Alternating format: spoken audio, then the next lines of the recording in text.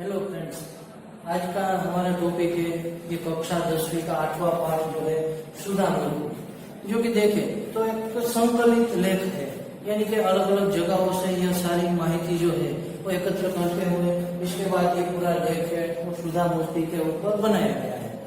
तो अब इन्हें देखें तो मुख्य बात क्या है कि आजकल की जो परिस्थिति है या आजकल का एक वैज्ञानिक जो युग है उसके चलते कि कोई भी प्रकार का भेदभाव नहीं रहा है। पर ये थोड़े समय पहले की बात है, 1974 से लेकर ये बात है बताई गई कि तब जो स्त्रियों पुरुषों के बीच जो भेदभाव होते थे तो उसी बात को लेकर यहाँ पर ये सुधा मूर्ति द्वारा जो जीवन बिताया गया और उनमें से जो प्रेरणा मिली वह मुख्य बात को लेकर ये लेख दिया गया है, जो महिलाओं के लिए हमेशा के लिए प्रेरणा मूर्ति बन गई कि उन्होंने महिला सशक्तिकरण को लेकर और साथ में एक महिलाओं का एक स्थान निश्चित करने के लिए भी जो योगदान दिया हुआ है वही मुख्य बात को लेकर यहाँ पर ये लेख दिया गया है। जिनमें मुख्य क्या है कि हम देखते हैं कि आजकल तो हर एक क्षेत्र में महिलाएं जो है उन्होंने स्थान हासिल कर लिया है, पर पहले के समय में है महिलाओं को कई स्थानों पर इंजीनियरिंग वर्क पर है या तो कई ऐसी कंपनियां थी कि जहाँ पर उसे स्थान न मिलता था।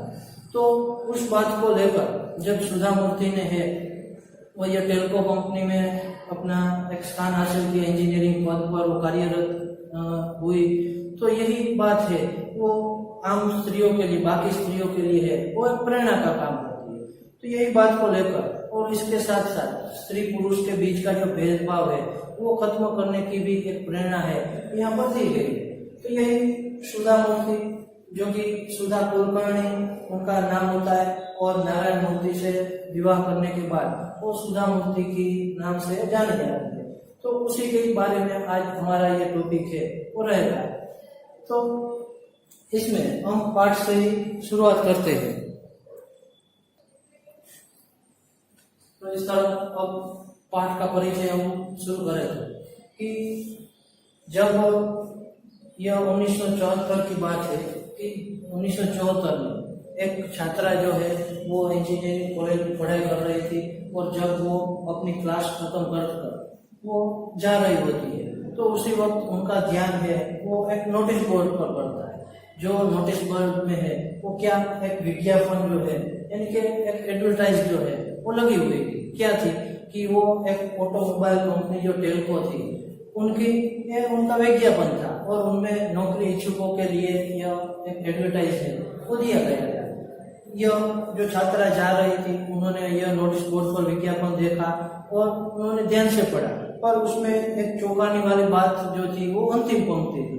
क्या लिखा था उसमें कि महिला उम्मीदवार आवेदन न भेजे।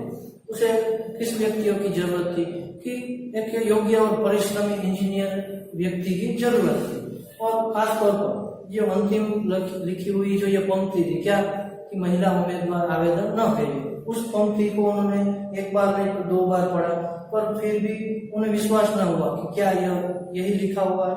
और इनके कारण उन्होंने मन में तय किया कि ये तो कुछ ठीक बात नहीं है, इस प्रकार स्त्री पुरुषों में भेदभाव रखना, स्त्रियों को ये स्थान न मिलना वो ठीक नहीं है। हालांकि सुधा मूर्ति का परिचय देखे कि वो छात्र अवस्था में है, एकमात्र ऐसे इंजीनियरिंग करती लड़की थी जो कंप्यूटर विज्ञान में इंजीनियरिंग कर रही थी। उनके क्लास में भी वो अकेली लड़की थी, बाकी सब जो है वो लड़के थे। तो फिर भी देखे तो वो पढ़ाई में बहुत होशियार थी, तेजस्वी थी, सबसे पहले नंबर पर वो आती थी। और इनके कारण वो हालांकि यहाँ रहकर पढ़ना भी नहीं चाहती थी, विदेश जाकर है और रिसर्च की डिग्री है वो हासिल करना चाहती थी और उनके लिए उसे छात्रवृत्ति शिष्यवृत्ति का जो स्कॉलरशिप वो भी मिल चुकी थी। पर फिर भी उसे यह भेदभाव है वो सहना उनके लिए मुश्किल बन गया, जिनके कारण क्या किया कि उस छात्रा ने यह विज्ञापन का विरोध किया। यानी कि वो टेल्को कंपनी में यदि किसी को जानती थी तो एक जो टाटा समूह के सबसे प्रमुख व्यक्ति थे वो JRD टाटा, जमशेदजी रतन जी टाटा, उनको ही वो पहचानती थी। तो उन्होंने टाटा के नाम से है वो पत्र लिखा और उन्होंने डटकर इनका विरोध किया। तो इस प्रकार की सुधा मूर्ति जो है उन्होंने ये कोई ऐसा अन्याय सह लेने में न मानी थी और इन्हीं के कारण वो खुद इतनी मेधावी तेजस्वी लड़की थी कि जिनके कारण है वो इनका विरोध करती है। देखते हैं।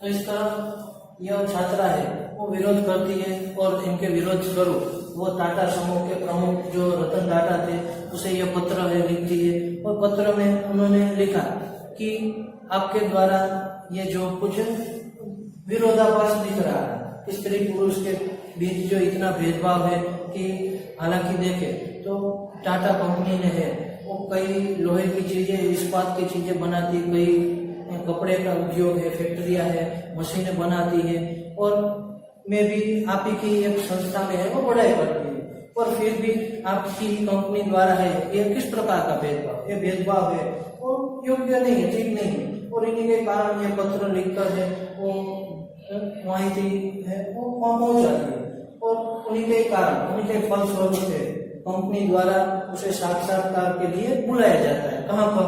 तो पुणे कि पुणे जो स्थल है उनका मुख्य स्थल, वहां पर इस लड़की को साक्षात्कार क्या होगा कि इंटरव्यू के लिए बुलाया जाता है। कंपनी के खर्चे पर ही उसे वहां जाना होता है, और वहां जाकर उनका इंटरव्यू लिया जाता है, साक्षात्कार किया जाता है, जिनमें उन्हें कई सारे टेक्निकल प्रश्न पूछे गए।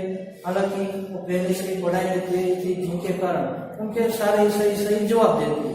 और उसके बाद एक बुजुर्ग दिखाई देने वाले व्यक्ति ने है वो उन्हें बड़े ही एक स्नेहपूर्ण व्यवहार में, स्नेहपूर्ण शब्दों में है वो कहा कि तुम जानती हो हमने उस विज्ञापन में कि महिला उम्मीदवार आवेदन न भेजे ऐसा क्यों लिखा था। और फिर कहने लगे कि अब इंजीनियरिंग पद पर है, किसी भी महिला की नियुक्ति नहीं होती है, और इन्हीं के कारण इस प्रकार की एडवर्टाइज जो है वो की हुई, और तुम्हारे जैसे मेधावी लड़कियों की जरूरत है वो इसी कंपनियों में नहीं पर अनुसंधान शालाओं में है, अनुसंधान यानी कि प्रयोगशालाओं में, जहाँ नए नए रिसर्च होते हो और नई नई शोधें होती हो, इस प्रकार की अनुसंधान शालाओं में आप जैसी मेधावी लड़कियों की जरूरत है। इस तरह वो बुजुर्ग के साथ है वो बातचीत हुई, और उसमें यह जो सुधा मूर्ति थी उसे लगा, वो उनके जवाब में उन्होंने कहा कि यदि आपसे शुरुआत न होगी कि कोई महिला उम्मीदवार को नहीं रखते तो आपकी कंपनी से ही शुरुआत करती, यहीं से किसी न किसी को तो शुरुआत करनी होगी। और बुजुर्ग को भी यह बात है वो सोचने पर उसे लगा कि नहीं ये है वो ठीक कह रही है। और फिर उन्होंने अंत में उस लड़की को बधाई देते हुए कहा कि चलो तो आज तुम्हें पहला महिला इंजीनियरिंग बनने का एक पद है वो प्राप्त होता है, यानी कि टेल्को कंपनी में है उसे इंजीनियरिंग पद पर है वो लिया जाता है। तो इस तरह वो टेल्को कंपनी में जुड़ जाती है, और वहां पर उन्होंने बड़ी मेहनत और लगन से उस कंपनी से जुड़े रहने तक 8 वर्ष तक है और अपनी सेवाएं देती रही, उस कंपनी से जुड़ी रही। और उसके बाद 1982 में उन्होंने त्याग पत्र दे दिया, यानी कि उस कंपनी से इस्तीफा देकर निकल जाती है। उनसे पहले कि जब वो टेल्को कंपनी में गई तो वहां पर रहे हुए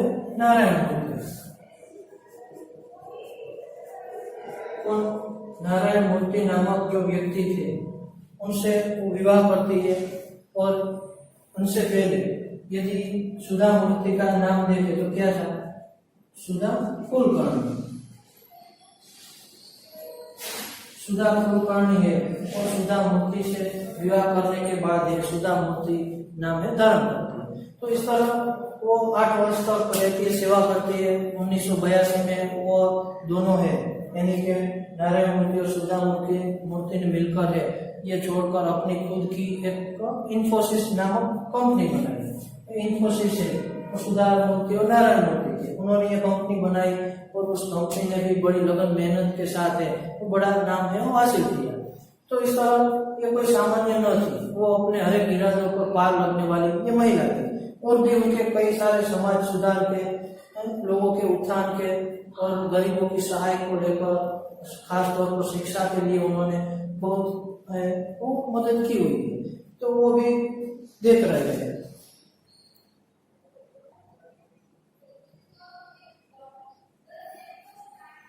तो इस तरह सुधा मूर्ति जो है उन्होंने सबसे पहले टेल्को कंपनी ज्वाइन की, उसके बाद 8 वर्ष सेवा करने के बाद त्यागपत्र देकर अपनी इन्फोसिस नामक कंपनी को बनाई।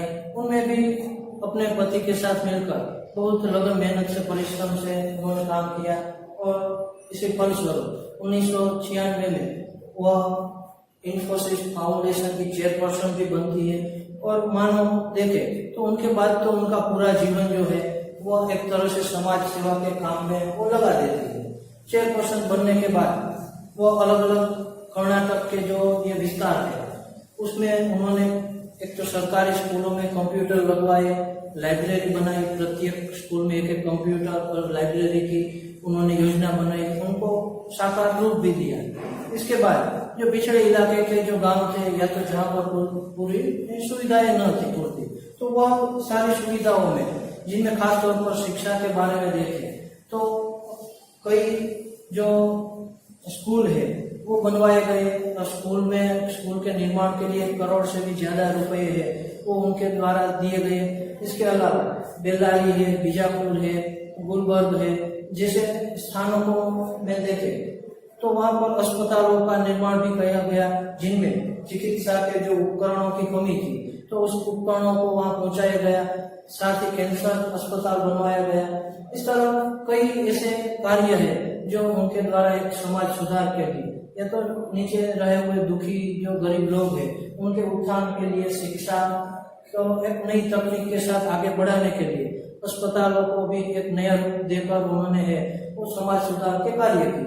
और इसी तरह वह अपना पूरा जीवन है वो समाज सुधार में ही समर्पित करती है। और इसी के कारण उसे कई सारे पुरस्कार है वो भी मिले हुए हैं, जिनमें मुख्य देखे तो कौन से कि ओजस्विनी पुरस्कार है, राजलक्ष्मी पुरस्कार है, इसके अलावा वुमन ऑफ द ईयर 2002 का पुरस्कार भी उसे मिला हुआ है, मिलियनम महिला का पुरस्कार भी उसे मिला हुआ है।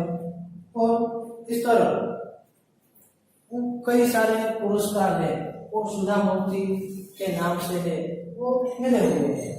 तो यह एक न साधारण महिला होकर एक विशेष रूप से कुछ काम करने वाली समाज सुधार और साथ में समाज में रही हुई अन्य जो स्त्री है, महिलाएं हैं, उनके लिए भी उन्होंने प्रेरणा मूर्ति का काम किया। और उसके बाद सुधा मूर्ति के इस प्रकार के वर्षों के बाद या तो उनके इस जीवन के बाद है कई महिलाओं भी है। आजकल हम देखें तो स्कूल कॉलेजों में यूनिवर्सिटियों में 50% से भी ज्यादा है वो लड़कियों की संख्या होने लगी है। पहले यह प्रमाण है बहुत कम था, लड़के की संख्या ज्यादा थी लड़कियां कम थी, पर आज देखें तो 50% या तो उनसे ज्यादा है वो महिलाएं भी देखने को मिलती है। कई इंजीनियरिंग स्थानों पर कंपनियों में है इंजीनियरिंग के स्थान पर उनको जगह मिली हुई है। तो यह सब इनके कारण देख सकते हैं सुधा मूर्ति के कारण। तो यही है कि वो एक महिलाओं के लिए प्रेरणा मूर्ति भी बनी हुई है। और साथ ही में उन्होंने इस प्रकार की सफलता को देखकर महिलाओं के लिए एक संदेश भी है वो दिया हुआ है कि हमारा मार्ग है वो कठिन भले ही पर फिर भी उस पर चलना जरूरी है। कि भले मार्ग कठिन हो पर उस पर यदि डटकर मुकाबला करे, सामना करे तो आसानी से उस मार्ग को हम पार लग सकते हैं। तो यही अलग अलग तरीके से उन्होंने अपना पूरा जीवन है समाज के लिए समर्पित कर दिया। तो यही सुधा मूर्ति है वो महिलाओं की प्रेरणा मूर्ति भी बन चुकी है।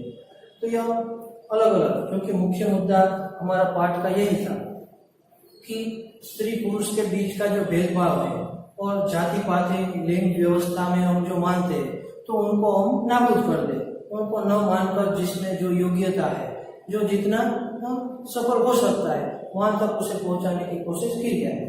यही इस पाठ का रखने का मुख्य उद्देश्य है वो रहा है।